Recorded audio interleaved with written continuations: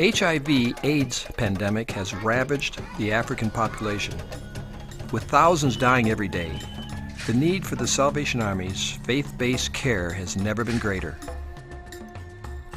Salvation Army facilities throughout Zimbabwe and Malawi are bringing hope to those who have been affected by HIV and AIDS.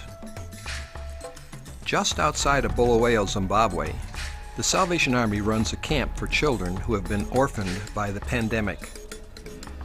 The Masia camp is a modern and well-kept facility.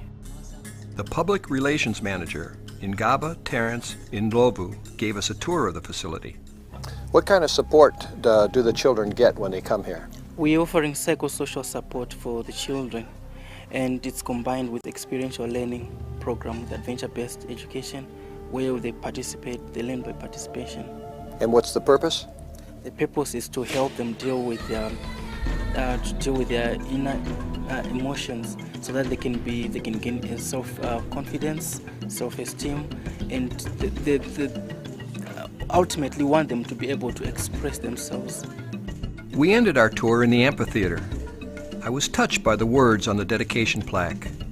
Children are safe in God's hands. How true that is. In Malawi, we visited the Salvation Army Blantyre Community Center in the village of Mwati. With the help of hundreds of volunteers, the center provides counseling and food to thousands of children orphaned by HIV/AIDS. When we arrived on campus, the children and volunteers welcomed us with song. A group of orphans wearing grass skirts sang as they performed a traditional African dance. The lyrics were changed to a strong anti-AIDS message. Another group performed a skit about a Salvation Army officer asking the local chief's permission to offer HIV/AIDS education in his village. Of the 3,400 orphans in the area, the center only has enough food to feed 1,600 each day. That thought will linger with me every time I sit down to a meal.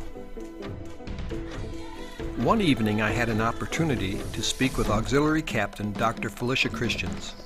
She is a member of the Salvation Army's Africa Regional Facilitation Team, a group that is studying the effects of the HIV/AIDS pandemic in Africa. I think it's not possible to work in the field of HIV/AIDS and not to be touched and affected by it. It's very hard to see babies, many of them abandoned, but basically afflicted and affected by HIV and AIDS and virtually just wasting away in front of your eyes. Through the Salvation Army, we've also started care and prevention teams, and these can be members of CORE, they can be volunteers, but these members basically go into communities, sit down with communities or households, have discussions with them, have conversations with them, find out what the needs are within communities. I'm just reminded of the general recently said that the two arms of the Salvation Army, the social and the evangelical, is like a bird with two wings, that you can't fly if the one doesn't function. And I think it's very much like that yes, we've got very strong social responses in the Salvation Army, but we can't just rely on those solely.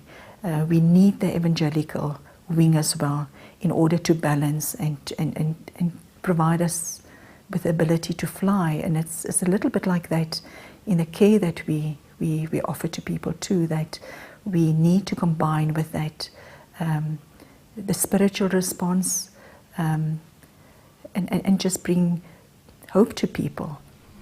Not just suffering humanity, but save souls and grow saints. And that basically is the mission, even in the medical field of the Salvation Army in Africa. As my trip was coming to an end, I was looking forward to getting home and sharing my stories with family and friends. I had found a new appreciation for the work that so many Salvation Army officers and volunteers are doing there. The Salvation Army is achieving the seemingly impossible because of compassionate hearts that overflow with love to God and man. I thank God for allowing me to have this special, unique experience. Giving to World Services is your opportunity to be a part of the Salvation Army's work. You have seen how the money you give is feeding the hungry, caring for the sick, and saving souls around the world. Now is the time to open your heart and give someone a chance for a better life.